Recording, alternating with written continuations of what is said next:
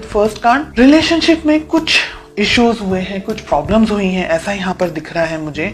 एक पर्सन इंतजार कर रहा है, डेफिनेटली आप यहाँ पर वेट कर रहे हैं, आपके पर्सन भी वेट कर रहे हैं, बिकॉज हमने रिलेशनशिप की बात की है तो ये दोनों ही लोगों की बात हो रही है।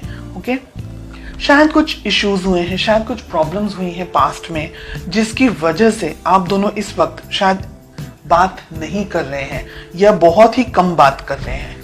ठीक है, आपकी फीलिंग्स बहुत ही स्ट्रॉन्ग, बहुत ही बोल्ड फीलिंग्स हैं।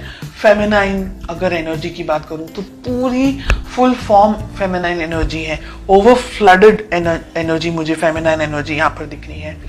कुछ लोगों के हो सकता है क्या बच्चे हैं, आप दोनों के रिलेशनशिप से बच्चे हो सकते हैं, आप अपने हस्बैंड अपनी वाइफ के बारे में ये रीडिंग देख रहे हैं। ओके, आपकी फीलिंग्स ऐसी हैं कि ये रिलेशनशिप में बस जो करना है वो करना है, उसमें सेकंड क्वेश्चन नहीं होना चाहिए।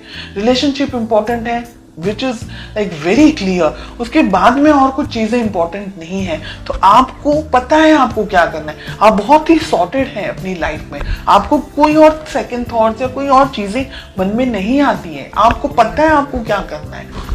देखिए, 8 ऑफ सोर्ड्स का कार्ड मिल रहा है। ये पर्सन अटके हुए हैं, कहीं पर रुके हुए हैं, क्लियरिटी नहीं है इनको, इनकी कोई समझ में नहीं आ रहा है, फुल ऑन कंफ्यूजन है।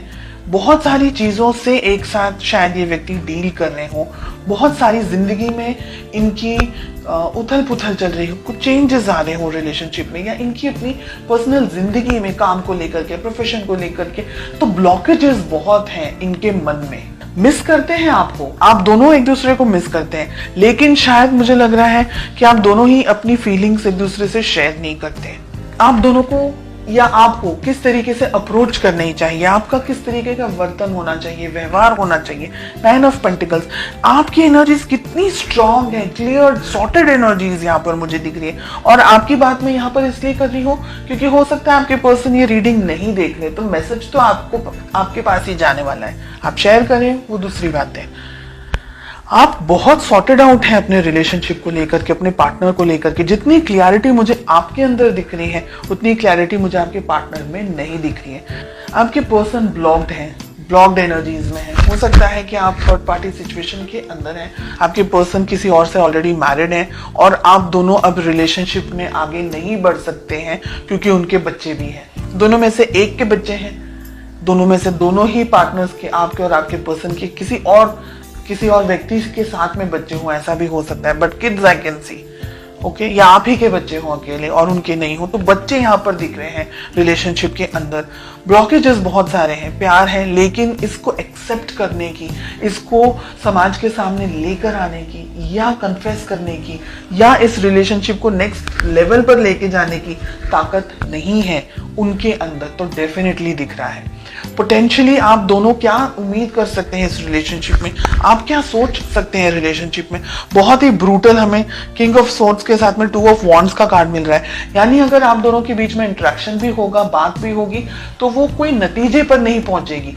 लड़ाई झगड़े के साथ साथ में वेटिंग मुझे यहाँ पर बहुत ज्यादा दिख रही है। फीलिंग्स हैं, लेकिन उस फीलिंग को नाम देना या उस फीलिंग को अपने साथ में या अपने एक्सप्रेस करना या फैमिली के अंदर उसके बारे में बात करना, जिक्र करना, हो सकता है कास्ट इश्यूज हो सकता है रिलीजन अलग हो सकता है फाइनेंसेस हो, बहुत सारी चीजें हैं। आपके पर्सन के ऊपर बहुत ज्यादा बर्डन मुझे यहाँ पर दिख रहा है।